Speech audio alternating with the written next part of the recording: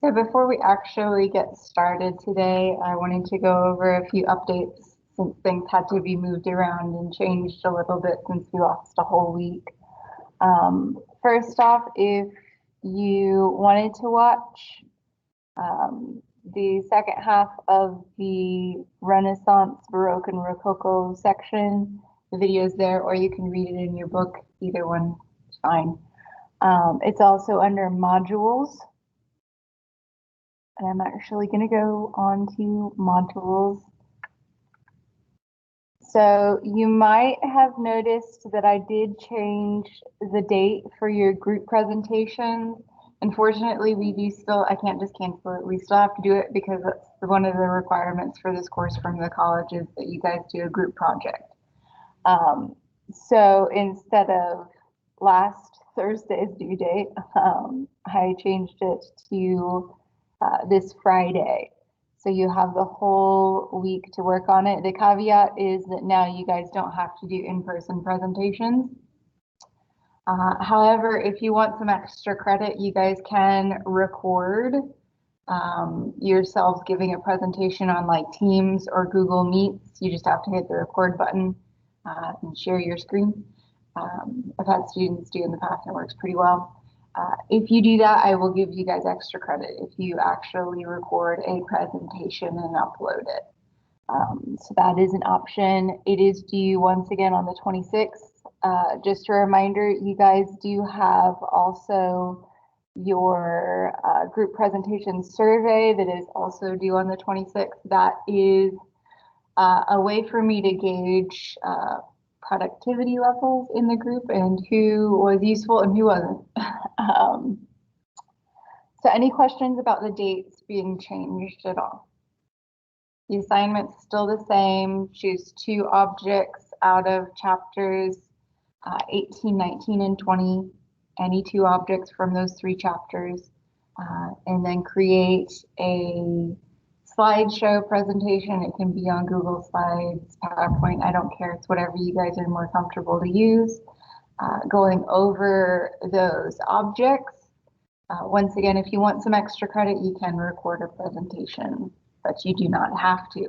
That is just an option if you're wanting some extra credit. If you're not wanting extra credit, then don't worry about it. That's fine. So the downside is, in case you haven't checked your calendars, next week is finals. Yeah, next week is finals. It's coming up really fast. Because of that, we do have to get through the material that's going to be on your finals. So chapters 21, 22, 23, 24, and 25, those are the 5 that are on your final exam. So it means that you guys probably won't be getting class time to work on it. You're going to have to set up a scheduled time outside of class to finish this project. I know several of you have already started it, so good job. But those of you that have not, you need to get it in gear and get started. Any questions? That's the big change that happened.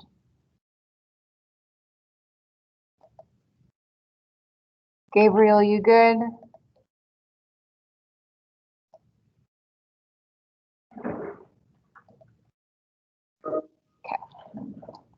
So that takes us into what we're doing today. Today we are going to go over chapter 21. I'm going to go as quick as possible so that you guys have a little bit of class time today to like figure out schedule meeting times with your group members. So last we talked, we went over the Italian Renaissance, and if you watch the recording, the Northern Renaissance and Baroque and Rococo period. There's a big gap of time in between that, that not too much goes on. People stick with that Renaissance style for a very long time. And of course, Baroque is an adaptation of Renaissance style. It's just more ostentatious than its Renaissance counterpart. And other trends like Art Nouveau also pop up. But what we are going to begin talking about today is art made in the 1800s and the art trends that are happening. During this period, there's a shift in patronage. If you remember back to the Renaissance, the main patron was wealthy merchants and the church, the Catholic Church being the church. In the 17 and 1800s, though, there's something created called the École des Beaux-Arts, or the School of Arts. And the School of Arts actually it's a college. You would go to it and learn how to make art, painting, drawing, figure sketching, all of those techniques. And after receiving your degree and admiration from the École des Beaux-Arts, wealthy people would then invest in your art career. And whether or not people invested in you monetarily was how you made it or failed in the art world at this point in time. There's also salons that begin around this time period. A salon is the old school term for an art gallery show. So they would have these salons, and the walls would be covered from ceiling to floor in paintings. And in the floor room, there would be a bunch of sculptures. And people would go there and critique the art and purchase it or not purchase it. So we're seeing the birth of people actually going to shows and judging the artwork itself, or the job of art critics. It is around the 1700s that job is officially made. Because of that, there are particular trends that pop up as being well accepted and well received by these critics and the School of Arts. And some of those trends are on the board right now. Neoclassical was a very popular art style in the 17 and 1800s. It is art that has a Roman-like appearance. But we're not talking about architecture. If you remember back to Rome, Romans are most well known for architecture. What the neoclassical style was, though, was paintings in which people would be depicted in Roman attire, so like gladiatorial outfits, togas, and there'd also usually be some Roman architecture in the background of these paintings. Occasionally, the stories would also be from Roman mythology and things like that. Another popular thing that popped up in the 1700s was Romanticism. Romanticism, I've mentioned before, it has nothing to do with romance at all. It's just about trying to capture a current event and express the emotions that you think those people probably went through at that event or that time. Academic art is, of course, art that follows the École des Beaux-Arts standards or the Academy's rules. They did have a set of rules that you were expected to follow. If you didn't follow those rules, the critics would rip you apart and you probably wouldn't become very well known or make much money. Realism was another art style. Realism was not accepted by the Academy of Arts. It was disowned by them. It was not well received by the public. It shows ordinary events, such as people making a road. The art critics didn't like to see a painting of people making a road.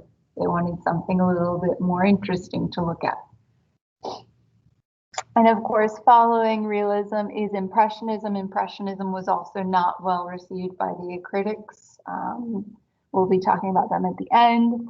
And Divisionism and Pointillism as well. follow Impressionism. At this point, critics were more open-minded.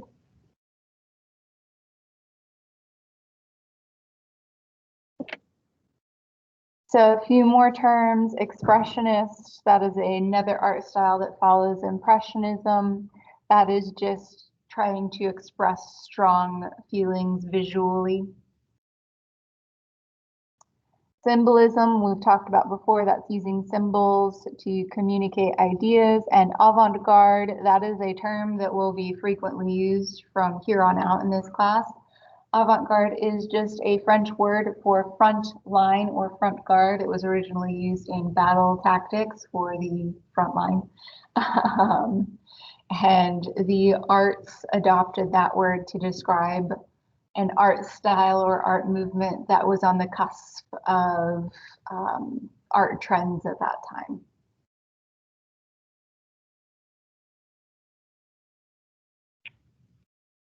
Most of the key terms in this section are actually just summations of the different trends.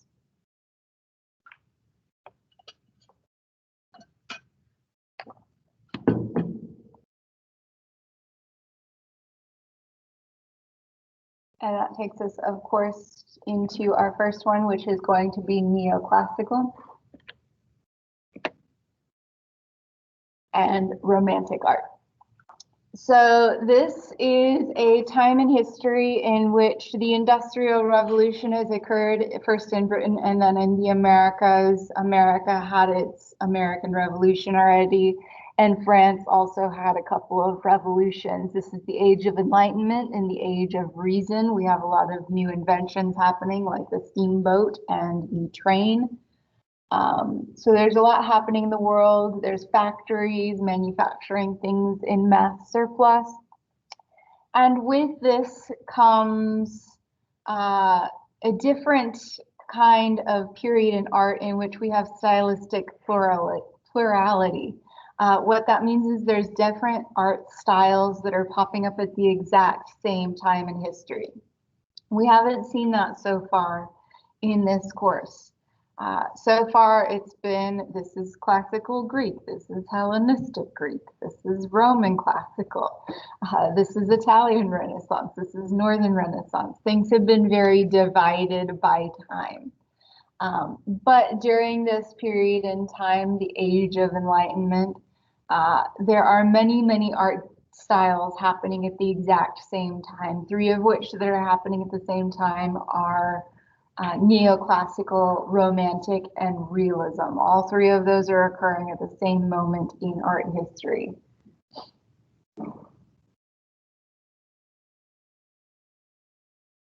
And of course, once again, the traditional patronage of the art has changed from the church into wealthier, higher class people.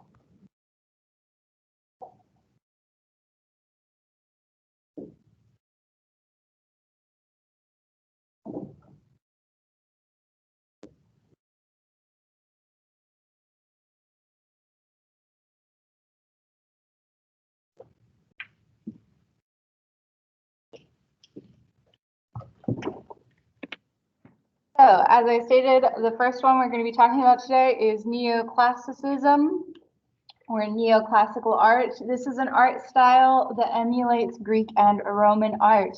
But once again, when we think of Greek and Roman art, we don't usually think of paintings. This is the painting version. So what they would do to incorporate Greek and Roman art into painting format is to once again show figures in classical Roman and Greek attire and incorporate some classical architecture as well as possibly some stories from classical Greece and Rome. One example of neoclassical art is Jacques David's Oath of the Horatii.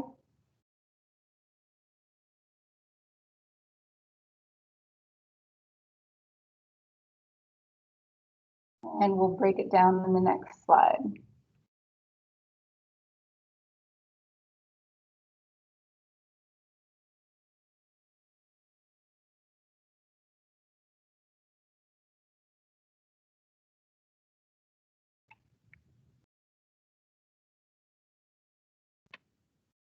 So the Oath of the Horatii is really a product of what was occurring in France. Jacques-Louis David, obviously a French artist, you can probably tell by his name. France at the time is going through a lot of governmental changes. They've had two French revolutions by this point in history. And yeah, there's a lot of changes going on. And one of the main themes in France is liberty and trying to form a republic. So it would make sense that they would reference Rome in a lot of their art style in this time period, because Rome is, of course, the first well, not really successful republic, but the first republic exhibited in world history. So that is one of the reasons why David chose neoclassical style for this painting. There are obviously a lot of classical references happening here. The realistic sculptural quality of the figures is one of them. And of course, the clothing or attire of all of the figures is not what people would have been wearing in 1784, but it is what people would have worn in classical Greece or Rome, which is usually a telltale sign if a painting is neoclassical in style. You can usually tell by looking at the clothing of the people. And of course, we have some Greek columns and Roman arches incorporated as well, referencing that classical architecture. There's a lot happening here. And once again, it has something to do with what was happening in France at the time, having to take up arms in order to protect their country and their beliefs. That is one of the themes that's happening here. So in this image, you see an older gentleman holding 3 swords up into the air and 3 younger men all clothed in armor saluting to him. So here you have the father and 3 sons. The 3 sons are saluting as they're about to go off and fight for Rome, fight for their country, fight for their beliefs against an unknown enemy. So that's what this oath is all about. They're swearing an oath to their father that they're going to protect Rome. And in the background, you see all of the women weeping with their children. These are the wives of the 3 sons with their kids. We'll talk a little bit more. Well, yeah, I guess we can talk about it now. In the 1700s, 1800s, women are expected to be a certain way and act a certain way. If you take a women's history class or anything like that, you'll probably learn that women were expected to be at home and raise children. That was their job. Sole purpose in life was to have kids, raise them, run the home. So back here, we see women doing their job for this time. They are taking care of the children. And of course, women are also considered at this point in history to be the weaker sex or the more emotional sex. So they are shown weeping as their brave husbands are going off into war. Another example of neoclassical art is Angelica Kauffman's Cornelia pointing to her children as her treasures. This has to do also with the theme of what women were supposed to be at that point in history. And it's very similar to David's Oath of the Horatii in terms of how it fits into the neoclassical context. All of the figures are shown in classical attire. There are classical architectural references, and the story itself comes from a Roman proverb. So it's very classical.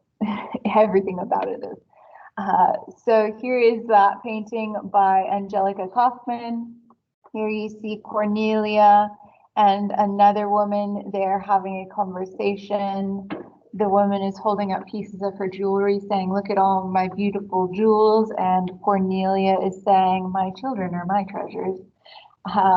Once again, portraying that women in this point in time are supposed to be mothers.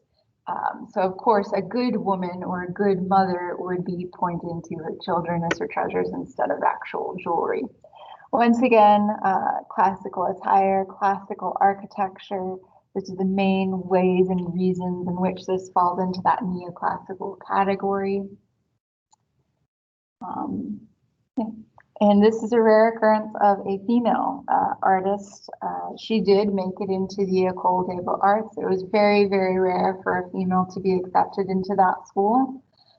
It was usually a men's only kind of thing, just because women wouldn't be able to take the same classes as them.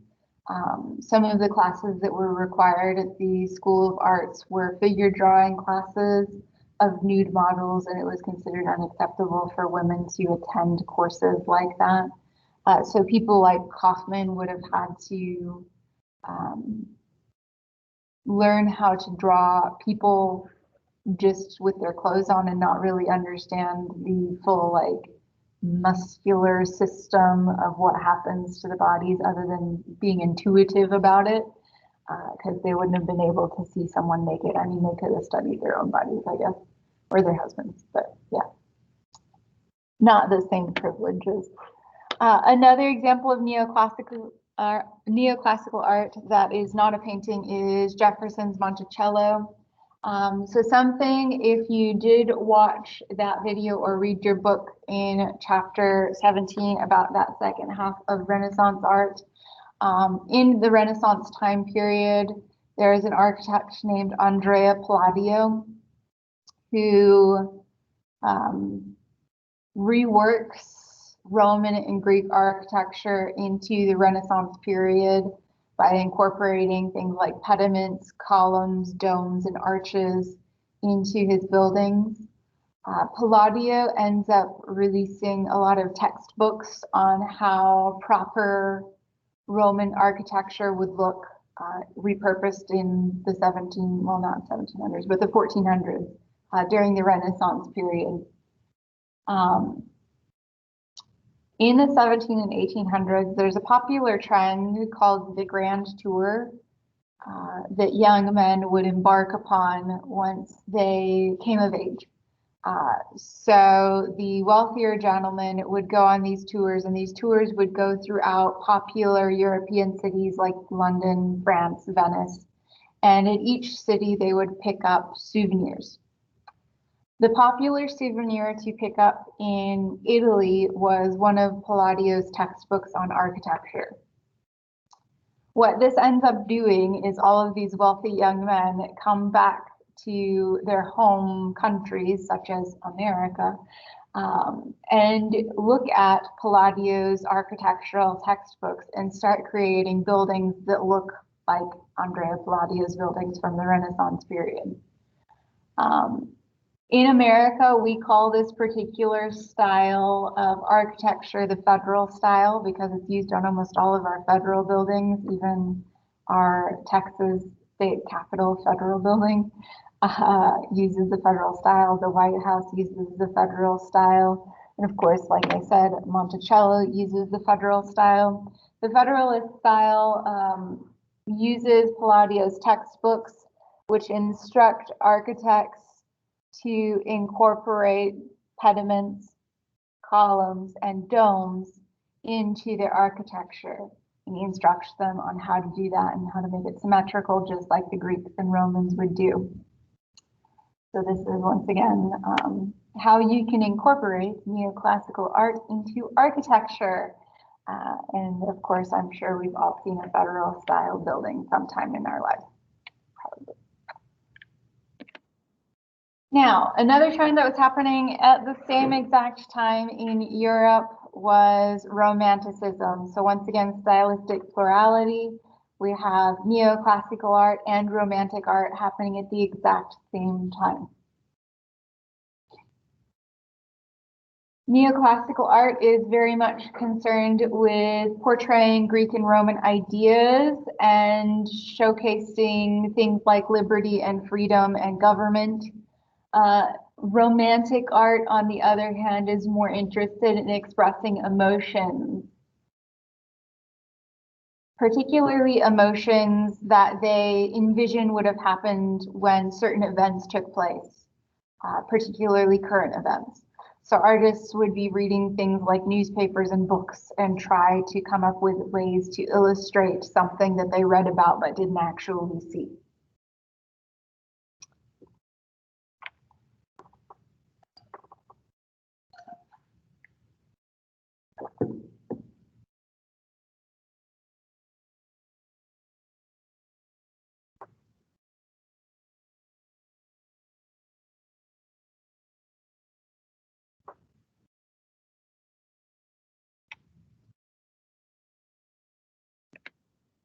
So our first example of romantic art we've actually looked at already, and that is Goya's 3rd of May.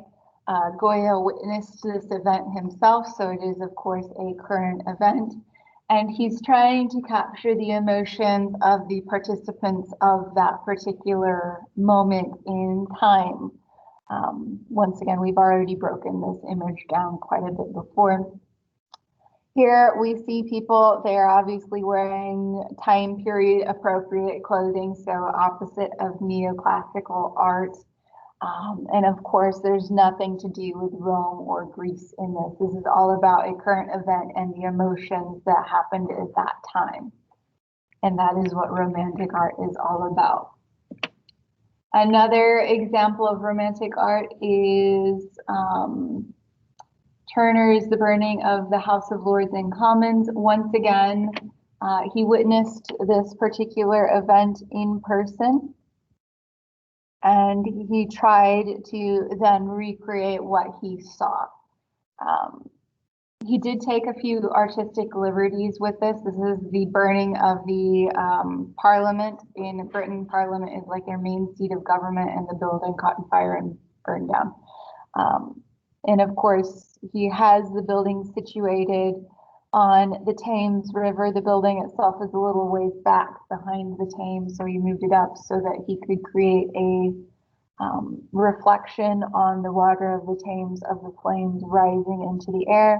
He also used a lot of very loose brush strokes that we haven't really seen too much in paintings until now in art history. These loose brush strokes are the beginnings of what will eventually turn into Impressionism.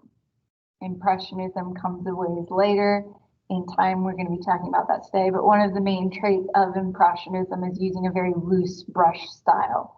So here we see very feathery, light brush strokes that kind of create a bit of a hazy effect on the painting itself. But once again, capturing a moment in time. Another example of romantic art that is seen only in the United States is landscape painting. In America, we had the lovely fortune of having a lot of untouched land. This is during westward expansion in the US. So a lot of land that was being newly discovered and newly settled. It's not like people didn't know it was there. But you get it. It's the first time European or white people had been to certain areas, and they wanted to capture the beauty of the wilderness. In Europe, by this point in time, everything had already been discovered. They'd already used up a majority of their lumber, so they didn't have things like wilderness or forests left behind. So this was really something that only Americans could celebrate. And of course, Thomas calls the Oxbow quintessential landscape painting from this period that really showcases westward expansion and America's untapped wilderness in the same image. So Cole, for this painting, has cut the picture plane in two thanks to this mountain and rainstorm. And of course, on one half, you see the land that has already been cultivated. We see farms and different patches of land growing things. There's even a steam train back here, showcasing, of course, the new inventions and technology from that time. And then on the other half, the left side of that picture plane, you have the wilderness. that has yet to be discovered, that is kind of overcast and shadowed to try and create a mystifying effect on that half of the panel. And of course, over here you have a cross. Thomas Cole is fun like that. He always incorporates a little cross somewhere in his paintings because he comes from a long line of ministers. So if you ever see a Thomas Cole, you can look for a little cross somewhere. But yeah, that is Thomas Cole's landscape. And of course, Robert S. Duncanson, another really, really famous landscape artist. We're going to look at Blue Hole, Little Miami River in a second. He is an African-American artist. He would have been self-taught. And he is, of course, also part of the Hudson River School. The Hudson River School isn't actually a school. It's just a group of artists that were painting in the same locale, and they were all doing landscape paintings. They didn't really work together. They didn't go to school together. They were just doing the same thing in the same spot. So they get all lumped together into that Hudson River School. They were all working around the Hudson River. And here is Robert S. Duncanson's Blue Hole, Little Miami River, once again capturing the American landscape. These would have traveled around the world. Europeans were fascinated by them because, once again, they hadn't had landscapes in a long time.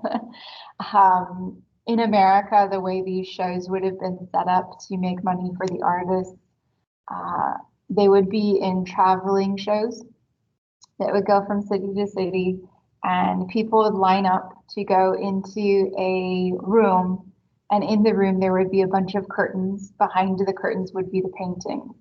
In order to have the curtain opened, you had to pay like a nickel or whatever, and they'd open the curtain for about a minute and then close it again. If you wanted to see it some more, you had to pay some more. So that's how these artists made their money. They made a lot of money off of it until photography. Photography is just going to ruin things for them. Any guesses as to why photography might ruin things for these landscape artists?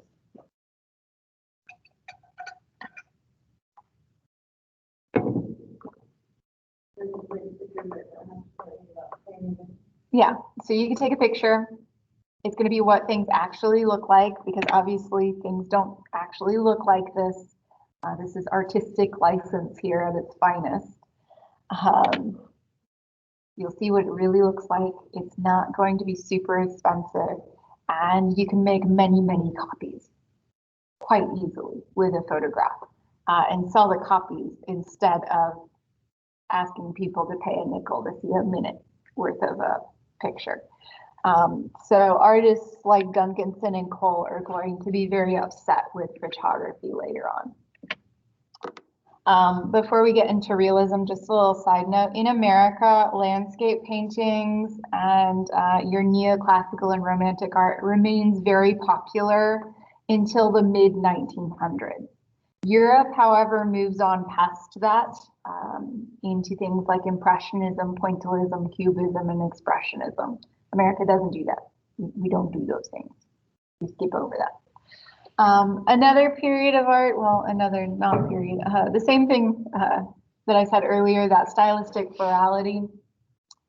The same exact time that Romantic and Neoclassical art is taking place, realism is also occurring in Europe.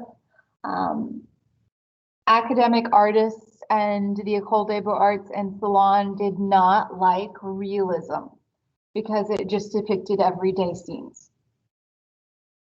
And they wanted something a little bit more extravagant with a little bit more depth. So critics were not fans of these realist artists, and a lot of these realist artists had a hard time making their way into the art world.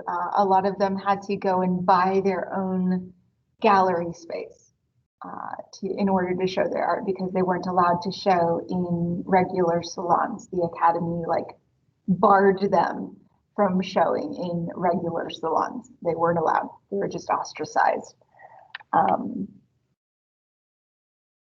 Of course, one of the most well-known realism artists is Gustave Courbet's The Stonebreakers. Courbet and other realist artists wanted to take a step back and say that you don't need to make things exotic or unknown or extravagant in order to capture the viewer's attention. You can make something very simple and yet still be striking with your painting, such as the Stonebreakers. The Stonebreakers is a ordinary scene of people breaking up stones on a path in order to create a paved road. So you got to break up the stones before you can pave the road. And that's exactly what they're doing. There's no drama, there's no struggle, there's no exaggeration of emotions like romantic art. There's no classical motifs like neoclassical art. It's just your basic, average, everyday scene of road workers. And this is a little over 5 feet by 7 feet, so a rather large painting. Large paintings would usually only be reserved for religious or historical paintings. This is obviously not religious or historical. So critics ripped this apart when it was first shown. Gustave Courbet ended up being kicked out of all of the salons. He ended up having to buy his own gallery space in order to exhibit his artwork and make any money. Courbet is still a contested artist today, not for this particular work, but for some of his other works, which, if you look, he was working in the mid 1800s. He did a lot of very vulgar nude pieces, which was quite shocking for Victorian era, which was very much reserved. But yes, this was destroyed in World War II during bombing, so this is just a photograph, unfortunately. So art critics said after seeing Courbet's Stonebreakers that he is raising a cult of ugliness in art. That's just how much they despised the Stonebreakers and realism in general. They felt that Courbet and his realism was going to inspire other artists to also create very useless and ugly and simple pieces of art. They weren't wrong. He did inspire a lot of artists to also make very basic images of things, but I don't think it's a bad thing. I don't think it's ugly.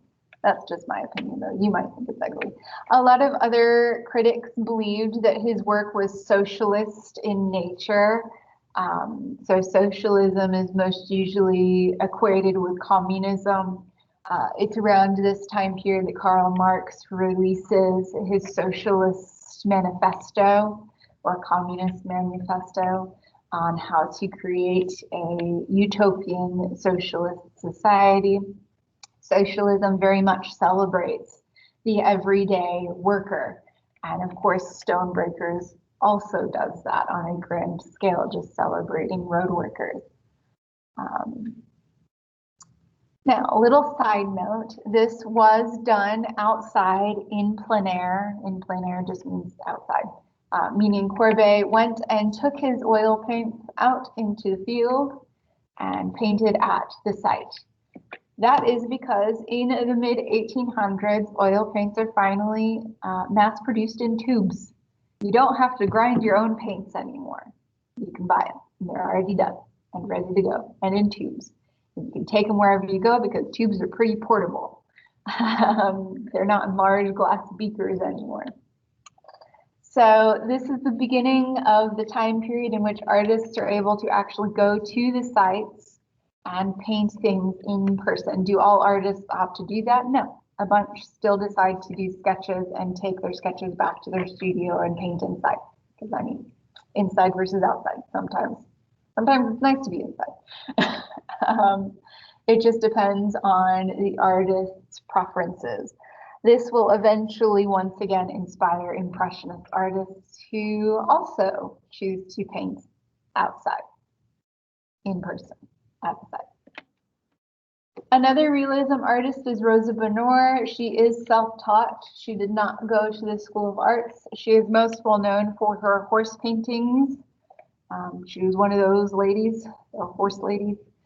And we're going to look at the Horse Fair, which is another everyday average thing, probably not so much for today's average, but back then it was pretty average for there to be like, I'd say the closest thing we have is like a stock show. You go to the show and you see the animals on display for purchase.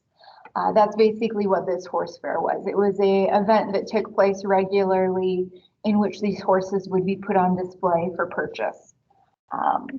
And she would go to them. Women were not allowed to go to the horse shows. It was a men's only affair. So what she did to sneak in is she would dress up as a man and wear pants. It was illegal for women to wear pants at this time. I know, it's crazy. Women couldn't wear pants. She was arrested several times. Luckily, she came from a wealthy family, so they just kept bailing her out. But yeah, here is Rosa Bonheur's horse fair. Pretty average scene for what a horse fair was back then. Just a bunch of horses. They would have been paraded around the ring and then individually taken out one by one for people to bid on. And in the center here, you might notice there is someone looking directly at us. That is Rosa Bonheur. She painted herself in there. Of course, this was added later. She was not actually riding a horse at the horse fair. She was trying to be incognito, so she wouldn't have been in the center of it. And another example of realism, this one is from America. This is Henry Osawa Tanner's The Banjo Lesson, which really just shows an average African-American household, what it looks like inside. So here you see a grandfather teaching his grandson how to play the banjo. Once again, very loose brushstrokes inspired by Turner in that burning of the House of Lords and Commons. We're going to see as we progress a lot more artists adopt that loose brushstroke style. And that takes us to, we're going to skip that one because we've already talked about it before. Another example of realism, and this is really where things change and shift. This is Edward Manet, which means we're about to get into Impressionism.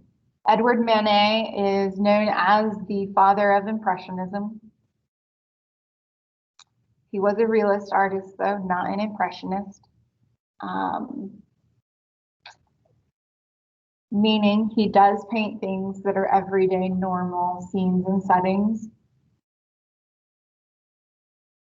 But he very much pushes the envelope with what he is allowed to do with his paintings. Similarly to Courbet, he does eventually get kicked out of the salons and he has to purchase his own gallery space in order to show his works because the School of Arts just bans him from everything.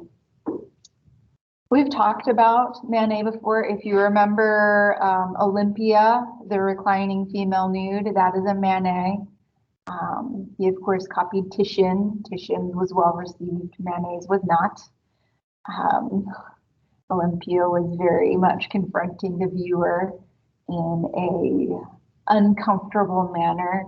You're going to notice a similar thing happening with Luncheon on the Grass. Luncheon on the Grass is considered to be Manet's masterpiece today. However, back when it was first made, it was a disaster of a painting. In the painting, you'll notice that there are two female nudes showcased with two clothed men. Why are they naked while the men are clothed? Probably nothing good was happening. There is no allegorical context, meaning there's no like mythological story to support why those women would be naked and the men are clothed. So it was considered very inappropriate as far as subject matter for the painting. And there's also a lot of other issues with it beyond just what it is. Here is Luncheon on the Grass by Edward Manet. Once again, two naked women, one of them's in the bath or taking a bath in the pond back there, and then the two men fully clothed. There is a picnic on top of this woman's disheveled garment of biscuits and berries. And of course, they are in the middle of a forest scene.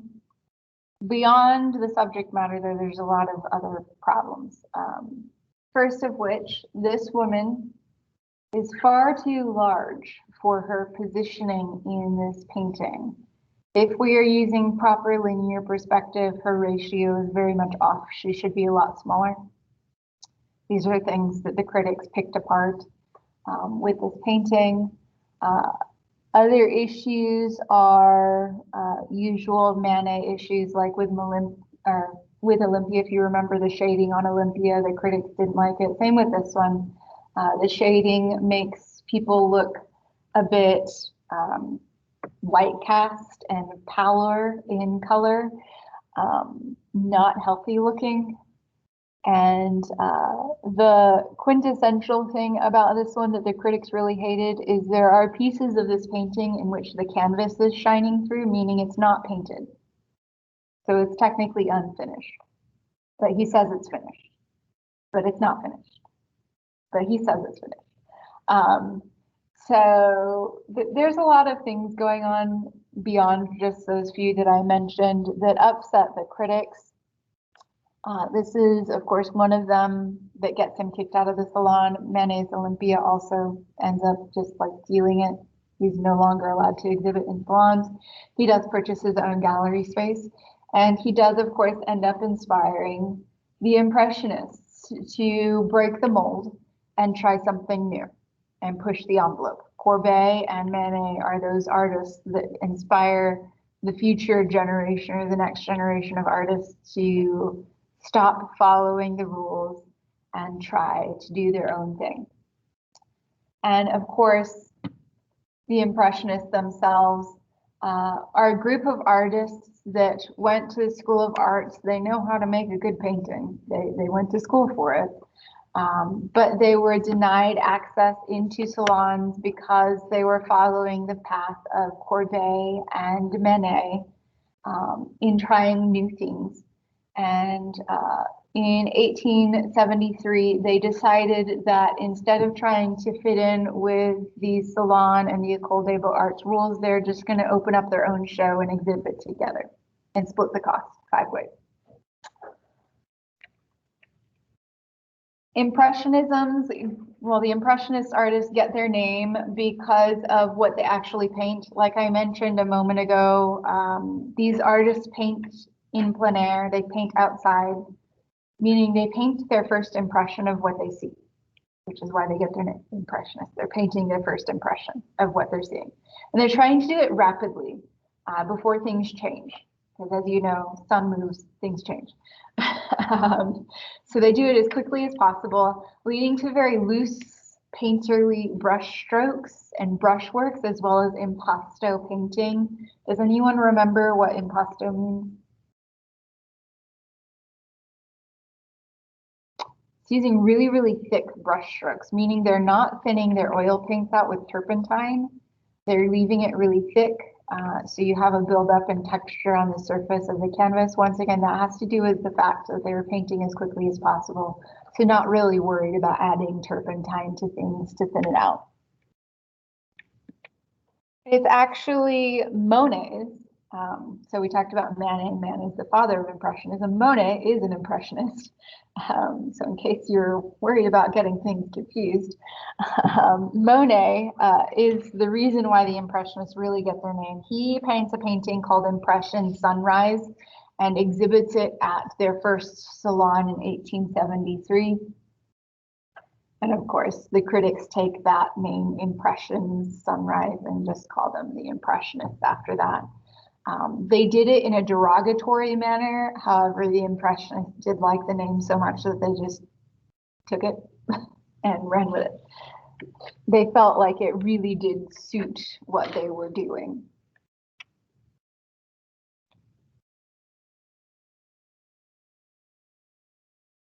Here is Monet's Impression Sunrise. So you can really grasp that he was probably outside sitting on the docks watching this sunrise on the pier with the boats going, and you can see faint ghost-like images of other ships in the background. So really painting his first impression of what that sunrise looked like to him. Once again, this would have been done very rapidly and quickly in order to capture that moment in time, that brief moment. Another Impressionist artist that was a member of the group, this was, by the way, a very exclusive group. In your book, Renoir, or not Renoir, Rodin is lumped in with the Impressionists. He did not exhibit with them, so he's not considered an Impressionist artist, but he does an Impressionist-like style, so kind of like copying them. But he came actually before them and is working in sculpture. All of the Impressionist artists are painters, and it's a very, like I said, select group. Renoir is another member of that group. We're going to look at Les Moulins des Galettes, and then we'll look at Edgar Degas. Renoir also painted outside his first impression of things as quickly as possible. He, however, did not focus so much on landscapes like Monet did. He would paint scenes of middle-class people just going about their lives, doing an everyday activity. In fact, Les Moulins des Galettes is an event that happened on Sundays in which the middle class would go to the park and go to a little dance hall and with a little food and concert area. Les Moulins des Galettes actually translates to the pancake house. So it looks, we'll look at the painting. It looks like it might be some sort of a special event, but once you know it's just an eatery with a dance hall added onto it outside in the park, you know it's not really a special thing. But Renoir did capture that special moment in time where families are getting together with friends and just enjoying their Sunday. Once again, he painted this in person at the site using those oil paints. Degas, however, did have a different approach. He did not paint things at the site. He did sketches and then would take the sketches back to his studio and paint in his studio. He also had a very particular subject matter that he was interested in, which is ballerinas. So almost all of his paintings are going to have ballerinas. Not all of them, but almost all of them. And the way he painted was almost like a street photographer trying to capture things spontaneously. So he would do his sketches spontaneously at the moment. Nobody would be making direct eye contact. It was like he wasn't even there. And then he'd go back to his studio and paint those sketches. We're going to look at the ballet class. And you can kind of grasp the idea. It's like Degas over off in the corner and quickly snaps a shot of what's happening. But in this instance, he was sketching it and then went back to his studio and painted it, which is also why the year is a little bit longer because he didn't paint in person. These ballet classes and ballerinas that he's capturing images of, it's more a commentary on society at the time. It looks very innocent as far as the painting, but there's a lot of seediness happening with these the classes themselves. So you'll notice there is a woman in the foreground reading the newspaper. This is a mother. This is one of the ballerina's mothers. The mothers would often go to the studios and practices with their daughters to watch out for them because of men like this fellow here. This is not an instructor. It's just a regular dude that comes to the classes to watch the girls dance. Once again, this is the Victorian era. So normally women would be wearing dresses all the way to their ankles. You didn't show your ankles, you didn't show your neck, you didn't show your wrist, you didn't show anything. So ballet classes were a rare moment for men to sneak a peek at girls in their pantaloons. So right here, you'll notice there are a pair of pantaloons sticking out. You can see her legs. And men like this would frequent those classes to look at the girls. So it looks like a very, very innocent image, but Degas in almost all of these ballet images is actually making a commentary on these gross men that are preying upon these girls, and the moms are having to go there to protect them. I don't know what that says about Degas though, because he was also an older man going to these classes, watching these girls, sketching them. So yeah, I don't know what that says about him.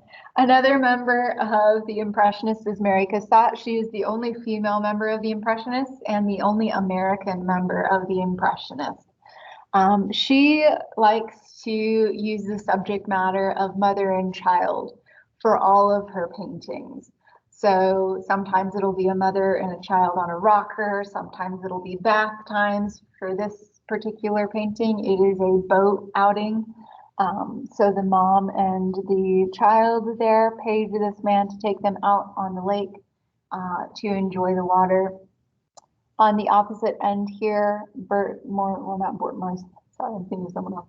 Mary Cassatt is actually sitting and painting them while they are on this trip. This is one of her friends and her friend's son. She's opposite. She's there, painting them. Okay. Very quick impression, and like I said, she usually would do mother and child, frequently her friends. Mary Cassatt didn't ever have any kids, but she did paint all of her friends with their kids. That takes us out of Impressionism. The Impressionisms and the Impressionist artists disband in 1886. They still make Impressionist art, but they just don't exhibit together after that point in history.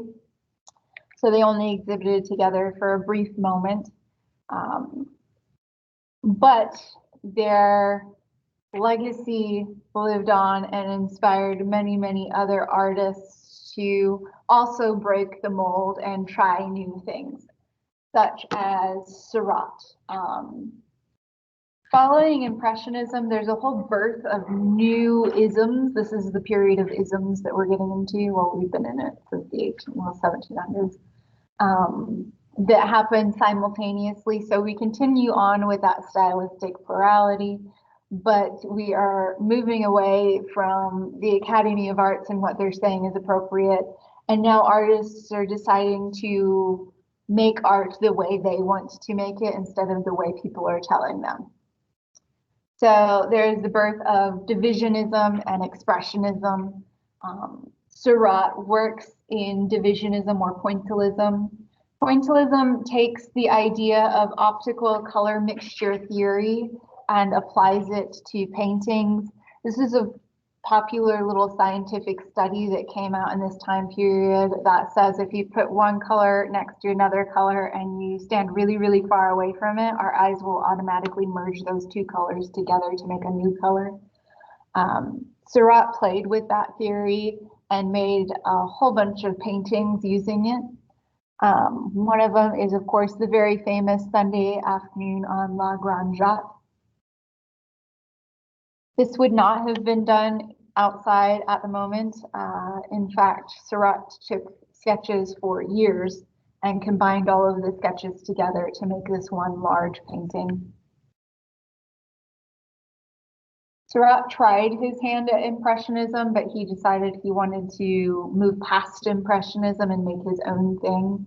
He did try to make it as an Impressionist artist for a while, though. And here is Sunday Afternoon on La Grande Jatte.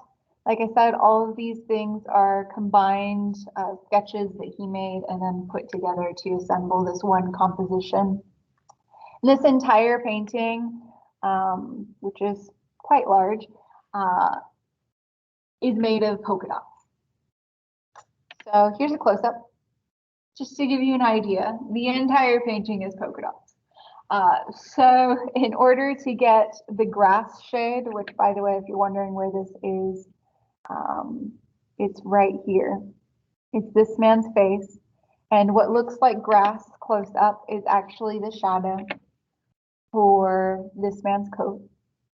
That is that shadow there. And of course, his skin texture is comprised of salmon, orange, yellow, and white colors in order to get an actual skin tone. So once again, pointillism is putting one dot next to another dot, and if you stand really far away, those two colors will merge and make a new shade. So it's a whole painting made of just polka dots of different colors combined together. This, of course, did take a lot of studying. It wasn't just a one and done thing. Seurat practiced for years before he actually finished this one piece, and this is his masterpiece painting. And of course, obviously inspired by Impressionists. Impressionists, well known for their loose brush strokes, although they do strokes. Seurat, instead of doing strokes, did a bunch of tiny dots. Another artist that took Impressionism and tried to make it their own thing is Paul Cézanne. Paul Cézanne is going to be really important tomorrow, so you might want to remember him. Cézanne once again tried his hand at Impressionism, and then he decided to make his own thing with it. He will eventually inspire the Cubists, which you'll understand why when we look at Mount Saint Victoire. Instead of using a small paintbrush, Cézanne decided to get a large brush and do large swashes of color with it to create like block-like structures with the paint.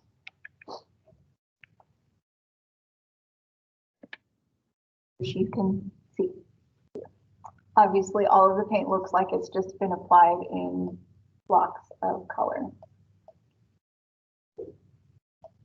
Mount Saint Victoire is actually a painting that he's done many, many times. If you ever Google him, you'll find a lot of Mount Saint Victoires.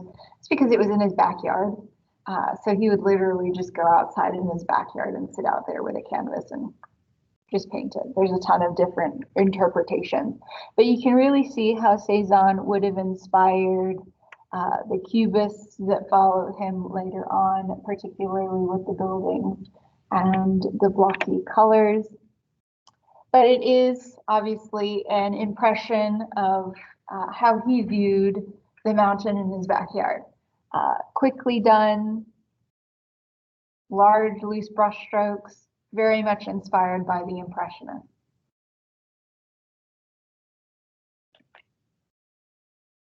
And of course, another style that follows in the Impressionism is Expressionism.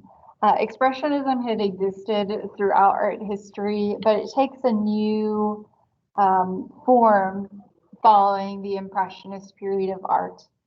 Expressionism ends up becoming a way for artists to use colors and brush strokes to express their emotions and feelings at the time versus what it was before, which was a lot of emotional expression. So artists that fall under this category are Van Gogh and Gauguin. Those two guys are best buddies. I'm pretty sure almost everyone knows who Van Gogh is. He's pretty famous. Van Gogh started off using really, really long, like bold color choices in order to express his feelings and thoughts and emotions. So equating color with feeling. Other artists, particularly the abstract artists from the 1940s, will follow suit and also use color to express their emotions. He was also very influenced by Japanese prints. If you remember back to the prints section, I mentioned that in order to transport porcelain, they would often wrap the porcelain in these prints because there were so many of them, they just had an excess of them, and then transport them to Europe. Artists like Van Gogh collected those prints and then used them for inspiration in artworks such as Japanese flowering plum tree. So oftentimes in the Japanese prints, there will be some sort of brush or woodland element that cuts off the viewer's eyesight from the entire picture plane, which is exactly what's happening here. And of course, he has, like I said, he used bold color choices to express himself here. If you're wondering what this says on the side, that was Van Gogh making up stuff. He was just trying to copy Japanese. It doesn't say anything at all. It doesn't. It's not characters at all. There's no language there. He was just copying what he was seeing in those prints, even to the point of the red marks. If you do choose Japanese prints or anything from China or Japan, you might notice that there are a lot of red stamps on the objects. Those red stamps actually say who owned the artifact and like its provenance and the history of the artifact of who owned it when. Van Gogh even copied those details on this painting. So very, very inspired by print. And of course, he's very well known for this painting here. Once again, you have your greenery blocking off part of the picture plane from the viewer's sight. This is a cypress tree. Cypress trees symbolize death. And of course, the sky itself is swirling in turmoil. These swirls and the brushstrokes used reference Impressionist brushstrokes with their thick impasto style. The cypress tree is echoed in the spire of the church here, almost an exact copy. And yeah, there's a lot of stuff that you can say about this one. He was not in a good mental state when he painted this, which was why he was using a symbol for death. He will eventually commit suicide afterwards. So very, very sad life. Van Gogh didn't sell a single artwork while he was alive. It wasn't until after his death. His brother went to different galleries and tried to convince the gallery owners to display his brother's artwork and sell it. So thanks to his brother that he ends up becoming very famous. Van Gogh is best buddies with Paul Gauguin. They wrote each other on almost a weekly basis to keep in touch. Very, very good friends. Paul Gauguin, also a very interesting life, not quite as dramatic as Van Gogh's. He doesn't like commit suicide or anything or cut off his ear. But he does start off as a stockbroker. You would think to yourself, possibly, why would a stockbroker make art? Well, he became a stockbroker because of his wife's family. They wanted him to have a stable, well-paying job. So they got him a job as a stockbroker. Gauguin, however, abandoned that job as well as his family. He ends up leaving his wife and daughter and goes to Tahiti, where he gets a new wife and a new daughter. So Gauguin is a bit different from Van Gogh in the sense that he likes the exotic and he likes to portray the exotic in his paintings. So he goes to places like Tahiti to capture that exoticism that exists there that's different from European life. So basically, he's just tired of Europe and he wants a new outlook on life. Which is why he goes to Brittany. Brittany is a small island, and the people in Brittany were a bit old school. They're more along the lines of like Puritans, but at this point in history, Puritans didn't really exist anymore. They moved on past that. But Brittany was still a bunch of Puritans. So he hung out with those Brittany people for a long period of time and painted the things that he saw there. Of course, like Van Gogh, using really, really bright colors, using trees to block out the foreground of the picture plane because he too was inspired by Japanese prints, and trying to capture that odd, exotic behavior. So this is the vision after the sermon, Jacob wrestling with the angel. These people would go to the church quite frequently for long periods of time to listen to sermons and pray. Just happened that the sermon that day was Jacob wrestling the angel, which is a biblical story. And these people, the Brittany people, are pictured here, and they believe that they can actually see that biblical story taking place, like they're having visions of it taking place. Because, yeah, sometimes if you fast long enough and your life revolves around religion, you might start seeing things, possibly.